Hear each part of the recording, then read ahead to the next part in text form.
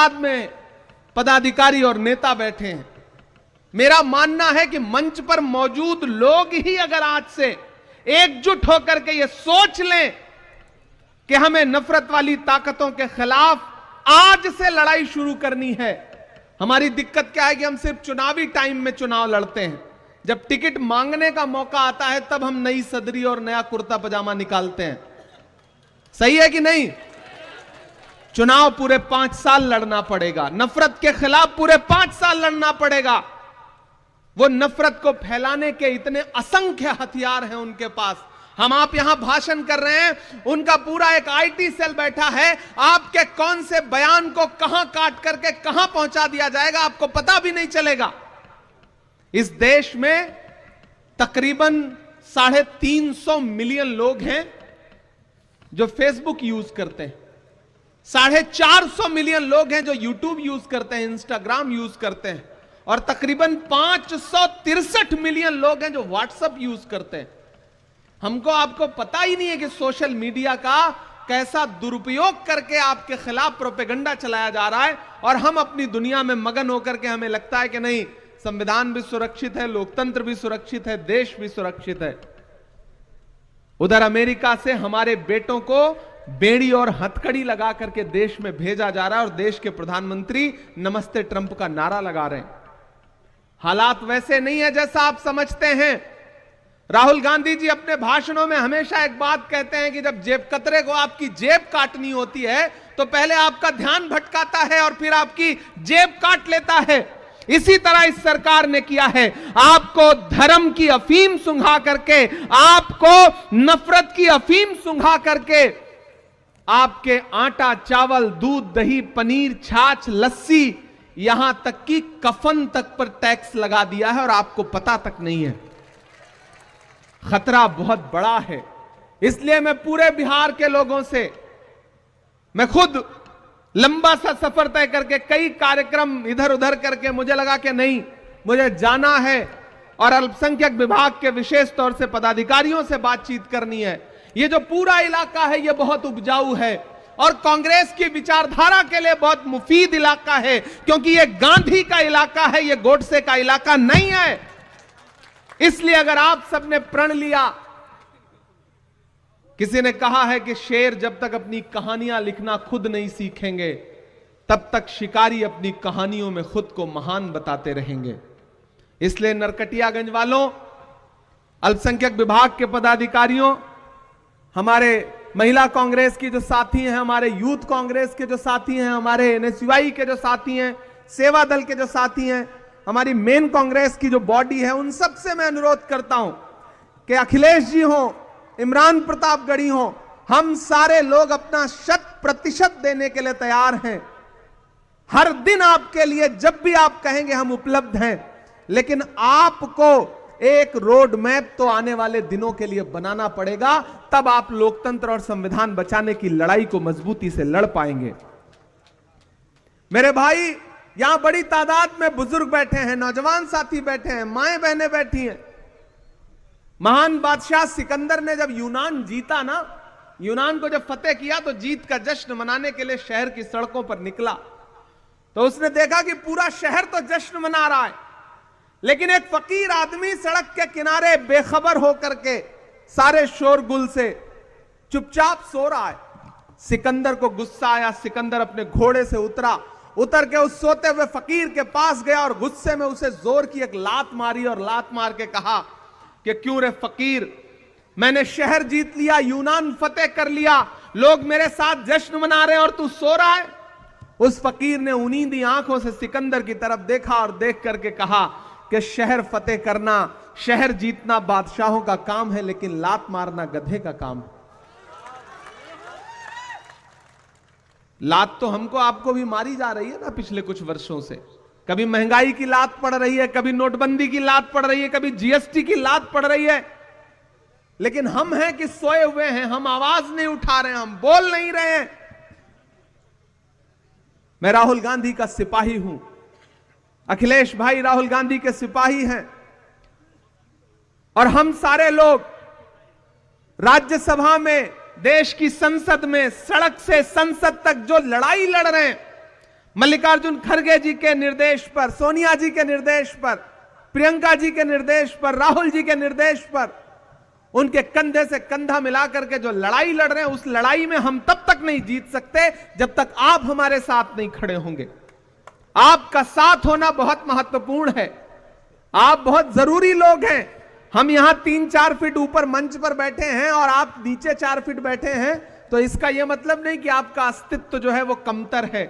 मैं तो यह मानता हूं कि जैसे 2 तराजू है, एक आप हैं, एक ये इस तरफ है, और ये तराजू का एक पलड़ा थोड़ा सा ऊंचा है, आप नीचे हैं, तो इसका यह मतलब नहीं कि आप कमतर हैं। आप ज्यादा महत्वपूर्ण लोग हैं, क्योंकि तराजू का वही पलड़ा नीचे होता है, झुका होता है, जिसमें वजन ज्यादा होता है। आप ज्यादा वजनदार लोग हैं। नया पाने की चाहत में पुराना छूट जाता है, तुझे अपनाऊं तो मुझसे जमाना रूठ जाता है। मोहब्बत पढ़ने लिखने में बहुत आसान है, लेकिन मोहब्बत को निभाने में पसीना छूट जाता है। आप बैठे हैं, उस तरफ बड़ा क्रिकेट का मैच चल रहा है। मैंने उमेर जी से कहा था कि ऐसी तारीख में आप कार्यक्रम क्यों रख रहे हैं जब वहां दुबई में भारत पाकिस्तान का क्रिकेट मैच होने जा रहा है और हमारी भारतीय टीम बुरी तरह से पाकिस्तान को रौंदने जा रही है। ऐसे दिन आप कोई राजनीतिक कार्यक्रम मत रखिए। लेकिन उनका मन था कि नहीं, 23 तारीख के बाद फिर और व्यस्तताएं हैं, तो आज आपके बीच में हम सारे लोग हाजिर हुए हैं। और आपसे साथियों मैं कहना चाहता हूं कि यह संविधान महज एक किताब नहीं है, इसमें महज कुछ पन्ने नहीं है। डॉक्टर बाबा साहब अंबेडकर ने कितने रातें जाग करके अपने खून पसीने से इस संविधान को लिखा था। वो संविधान जिसमें महात्मा गांधी के सिद्धांत हैं, वो संविधान जिसमें पंडित जवाहरलाल नेहरू के उसूल हैं, वो संविधान जिसमें मौलाना आजाद के सपने हैं, उस संविधान को कई दशकों तक भारतीय जनता पार्टी के आनुषंगिक संगठन उसका विरोध करते रहे, तिरंगे का विरोध करते रहे। लेकिन आज स्थिति यह है कि जब वो इक्तदार पर आए हैं, सत्ता पर आए हैं, तो एन केन प्रकार उस संविधान को कमजोर करना चाहते हैं।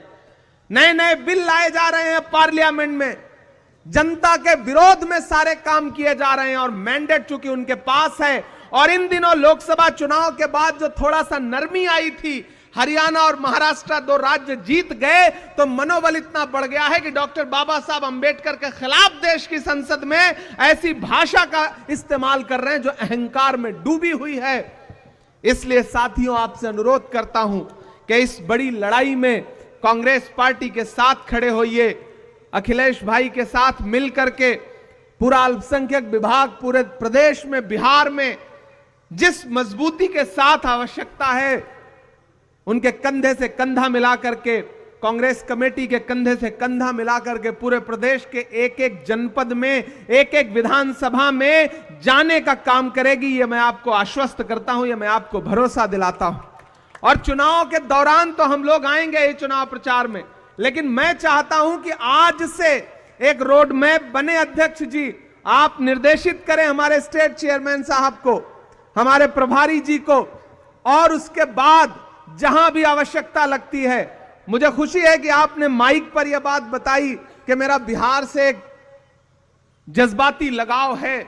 इसमें कोई दो राय नहीं कि बिहार से मुझे एक जज्बाती लगाव है। इसीलिए जब भी मुझे देश की पार्लियामेंट में बोलने का मौका मिलता है, तो मैं कोशिश करता हूं कि बिहार के जो भी मुद्दे हैं उनको अपने भाषण में जरूर समेट सकूं और सदन के पटल पर रख सकूं। कुछ बातें हैं, 15 मिनट का समय मिलता है, 10 मिनट का समय मिलता है, जो आप कह देते हैं, कुछ जो छूट जाती है वो मैं कह देता हूं। यही एकजुटता तो हमें आगे ले जाएगी। इसी एकजुटता की तो आवश्यकता है, और इसी एकजुटता को अपनाने की जरूरत यहां चंपारण के हमारे लोकल नेताओं को भी है कि आप अपनी दुनिया में मगन बने बैठे रहिए, लेकिन अंततोगत्वा एक वोट से भी अगर सत्ताधारी लोग जीत जा रहे हैं तो हार है। उसी देश की पार्लियामेंट में जो 48 वोट से, सिर्फ 48 वोट से चुनाव जीत के सांसद बन के आया है, वो भी बैठता है, और हमारा एक सांसद है जो 10.5 लाख वोट से असम से जीत के आया है, वो भी बैठता है। तो जीत है और हार है।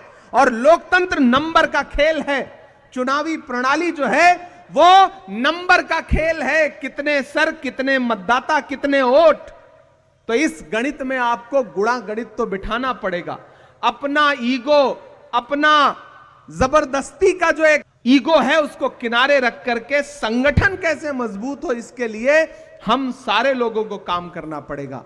कोई दूध का धुला नहीं है। हम सब में से कोई बहुत राजनीतिक तौर पे कोई बहुत बड़े दिल का हो सकता है, सारे लोग होता है कि नहीं होते, लेकिन जब राजनीतिक नतीजों का दौर आ रहा है तो फिर लोगों को स्पेस दीजिए, लोगों को साथ जोड़िए, एकजुट करके साथ लेकर के चलिए।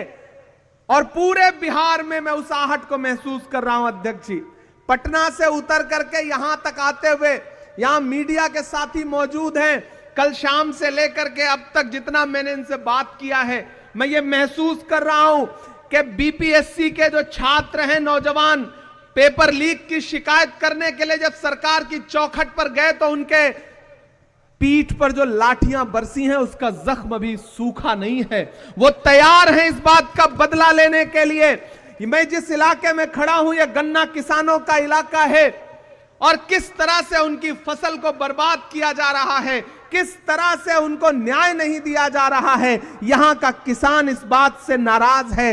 कीमत तो बहुत बढ़ गई शहरों में धान की, लेकिन विदा न हो सकी बेटी किसान की। मौका मिला तो लोगों ने कुर्सी के वास्ते, मौका मिला तो लोगों ने कुर्सी के वास्ते तस्वीर ही बिगाड़ दी हिंदुस्तान की। इस देश का किसान और खास तौर से बिहार का किसान आज तक नहीं भूला है कि किस तरह एमएसपी की लीगल गारंटी मांगते हुए 700 जवानों को, किसानों को अपनी शहादत देनी पड़ी। तब सेंटर की सरकार को यह एहसास हुआ कि वो जो कृषि कानून लाए थे वो काले हैं और उनको बदलने के लिए नरेंद्र मोदी जी तैयार हुए। इतनी कुर्बानी तो एक साथ जलियांवाला बाग में अंग्रेजों ने भी नहीं ली थी जितना इस सरकार ने किसानों की कुर्बानी ली है। तुझको कितनों का लहू चाहिए अर्ज़े वतन, कितनी आहों से कलेजा तेरा ठंडा होगा। यह किसान विरोधी सरकार है, यह नौजवान विरोधी सरकार है। पिछली बार आपको याद होगा जब महागठबंधन की सरकार थी तो किस तरह युवाओं को नौकरी देने का काम किया था बिहार की महागठबंधन की सरकार ने। अगर बिहार का युवा चाहता है कि फिर से नौकरी आपको मिले, किसान चाहता है कि उसके सम्मान की राशि उसे मिले, किसान चाहता है कि उसके कर्जे माफ किए जाएं, तो एक बात याद रखना, अगर इनकी सरकार बनी तो अंबानी और अडानी के कर्जे माफ होंगे। अगर आपकी सरकार बनी तो किसानों के कर्जे माफ होंगे, मजदूरों के कर्जे माफ होंगे, गरीबों के कर्जे माफ होंगे। यह बुनियादी अंतर है भाजपा और कांग्रेस की सोच में, यह बुनियादी अंतर है नरेंद्र मोदी जी और राहुल गांधी जी की सोच में। मैं राहुल गांधी जी के साथ चला हूं 4000 किलोमीटर। मैंने देखा है उनके पैर के छाले, मैंने देखा है उस आदमी की मेहनत। उस आदमी ने बस एक नारा लगाया 4000 किलोमीटर चलते हुए कि नफरत छोड़ो, भारत जोड़ो। एक मीडिया के साथी ने मुझसे कहा कि इमरान साहब आपको क्या लगता है भारत जोड़ो यात्रा से देश बदल जाएगा? हमने कहा बिल्कुल बदल जाएगा। जब महात्मा गांधी जी ने अंग्रेजों के खिलाफ भारत छोड़ो आंदोलन शुरू किया था तो उस वक्त भी कोई नहीं मान रहा था कि अंग्रेज देश छोड़ करके अंग्रेजों को जाना पड़ेगा। आज राहुल गांधी जी ने भारत जोड़ो आंदोलन शुरू किया है तो लोग आज भले ना मान रहे हों, लेकिन कुछ दिन में लोगों को यह एहसास होगा कि जैसे भारत छोड़ो आंदोलन से अंग्रेजों को जाना पड़ा था, वैसे ही भारत जोड़ो आंदोलन से आज वाले अंग्रेजों को भी जाना पड़ेगा, सत्ता से उतरना पड़ेगा। और यह काम कांग्रेस पार्टी करके दिखाएगी, क्योंकि हम जानते हैं राहुल गांधी जी की मंशा और उनकी नीयत कितनी साफ सुथरी है। राहुल जी जानते हैं टास्क उन्होंने लंबा लिया है, पहले 4000 किलोमीटर, फिर 6700 किलोमीटर, क्योंकि वो जानते हैं इस देश में नफरत कम करना पड़ेगा। जब तक नफरत कम नहीं होगी तब तक भाजपा कम नहीं होगी। भाजपा नफरत फैलाने का हर दिन प्रयास कर रही है संस्थानिक तौर पर और एकजुट प्रयास कर रही है। हमें भी मोहब्बत के लिए एकजुट प्रयास करना पड़ेगा। नरकटियागंज वालों, चिरागों के सफर में दबदबा हो आंधियों का, चिरागों के सफर में दबदबा हो आंधियों का, तो फिर अंजाम जुल्मत के सिवा कुछ भी नहीं होगा। यह दुनिया नफरतों के आखिरी स्टेज पर है, इलाज इसका मोहब्बत के सिवा कुछ भी नहीं होगा। उस मोहब्बत की कोशिश के लिए हम सारे लोग तैयार हैं। आप भी हमारा साथ देने के लिए तैयार रहेंगे। संविधान की एक प्रति उठाइए, अपने अधिकारों के हक के लिए संविधान को न सिर्फ अपने घर की ताकों पर, अपने घर के लाइब्रेरी में सजा के रखिए, बल्कि संविधान को पढ़िए भी, उसके आर्टिकल, उसकी प्रस्तावना, उसके पन्ने जो आपको अधिकार देते हैं। यह शासन, यह प्रशासन, यह तंत्र आपसे उन अधिकारों को छीनने में लगा है। उन अधिकारों के प्रति जागरूक होइए, और ये जो आपके छोटे छोटे घरौंदों को उजाड़ देना चाहते हैं, उनसे कहिए कि जुल्म करती है जवानी भी नहीं मांगोगे, जुल्म करती है जवानी भी नहीं मांगोगे, खून में अपने रवानी भी नहीं मांगोगे। मेरे मिट्टी के घरौंदों पे बरसने वालों, मैं जो गरजूंगा।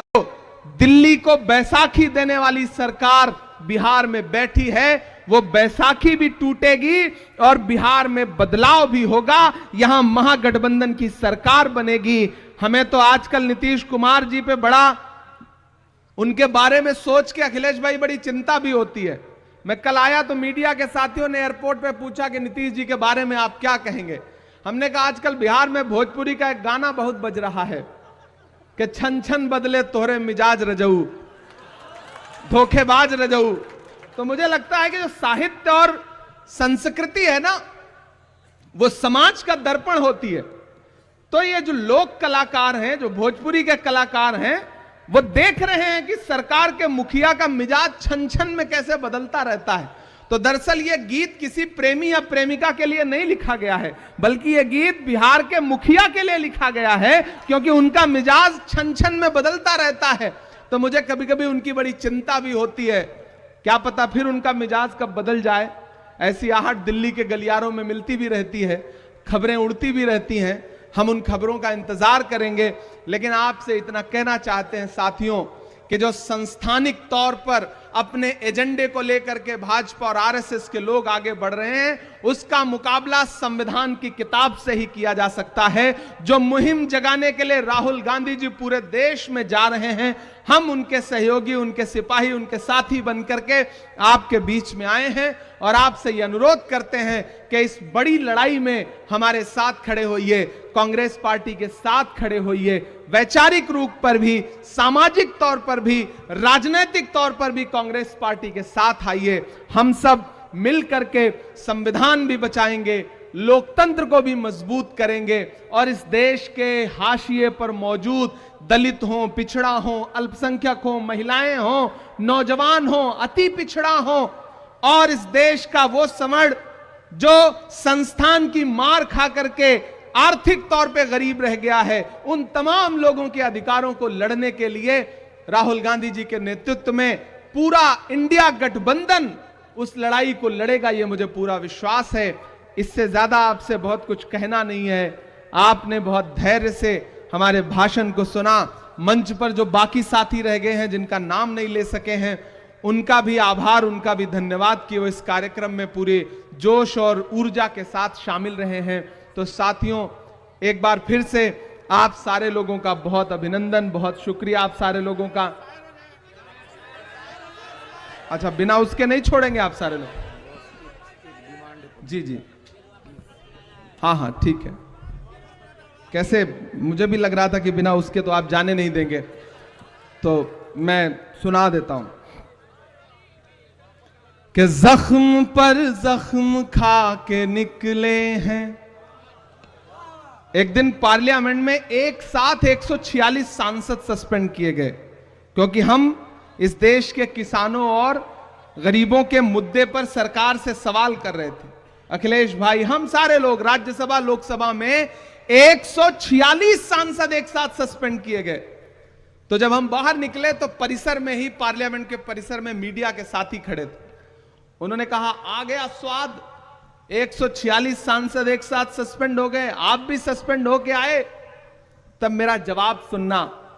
मैंने उनसे कहा कि आज अगर सस्पेंड ना हुए होते तो हमें यह लगता कि हमारा नाम बहादुरों में नहीं बल्कि बुजदिलों में लिखा जा रहा है, क्योंकि हम मुद्दे पर लड़ते हुए सस्पेंड हुए हैं और ऐसा सस्पेंशन कितनी भी बार हो हमें कबूल है। तो उन्होंने कहा, आप शायर हैं, शायरी की भाषा में समझाइए। वहीं खड़े खड़े एक नज्म हुई थी, वो मैं आपको सुना देता हूं कि जख्म पर जख्म खा के निकले हैं हाँ मगर मुस्कुरा के निकले हैं, जख्म पर जख्म खा के निकले हैं। हाँ मगर मुस्कुरा के निकले हैं। सर झुकाने का हुक्म जब आया, सर झुकाने का हुक्म जब आया, और भी सर उठा के निकले हैं, और भी सर उठा के निकले हैं। नारे हक लगा के निकले हैं कि हर सितम का जवाब आएगा। ये मैं बिहार के नौजवानों की तरफ से सरकार से कह रहा हूं, जिन्होंने रात में लाठियां बरसाई, कि हर सितम का जवाब आएगा, देखना इंकलाब आएगा। और अगली जो 2 लाइनें हैं ना, यहां पंडाल में मौजूद एक एक हाथ हवा में उठना चाहिए, जाना चाहिए पटना तक आपकी तालियों का शोर, कि देखना इंकलाब आएगा, हर सितम का जवाब आएगा। अच्छे दिन का किए थे जो वादा, उनका दिन भी खराब आएगा, उनका दिन भी खराब आएगा। कि झूठ के हाकिमों के चेहरे पर आईना हम दिखा के निकले हैं, नारे हक लगा के निकले हैं। एक बुनियादी अंतर समझिए सत्ता पे बैठे हुए लोगों का और हम विपक्ष में बैठे हुए लोगों का। आप नीतीश जी की भाजपा, नीतीश जी का उधर होगा, अशोक जी का उधर होगा, कहीं से कोई गणित मिलता ही नहीं है। लेकिन एक अच्छी चीज यह है कि आप महागठबंधन के नेता जब भी मंच पे बैठे होंगे तो मुस्कुरा रहे होंगे। हम और अखिलेश भाई बैठे थे तो सुकून से बातचीत कर रहे हैं, बिहार की राजनीति पे हंस रहे हैं, खा पी रहे हैं, कोई तनाव नहीं है। उधर इतना तनाव है कि कब किसका मुलेठा खुल जाएगा, कब किसका गमछा उतर जाएगा, कब किसकी सरकार चली जाएगी, पता ही नहीं चल रहा है। इसलिए ये पंक्तियां पढ़ता हूं। एक दिया हम जला के निकले हैं, कि हम तो निकले हैं मुस्कुराते हुए, हम तो निकले हैं मुस्कुराते हुए, और वो तिल मिला के निकले हैं, नारे हक लगा के निकले हैं, नारे हक लगा के निकले हैं। जख्म पर जख्म खा के निकले हैं, हाँ मगर मुस्कुरा के निकले हैं। सर झुकाने का हुक्म जब आया, और भी सर उठा के निकले हैं, नारे हक लगा के निकले हैं। और जाते जाते अंतिम में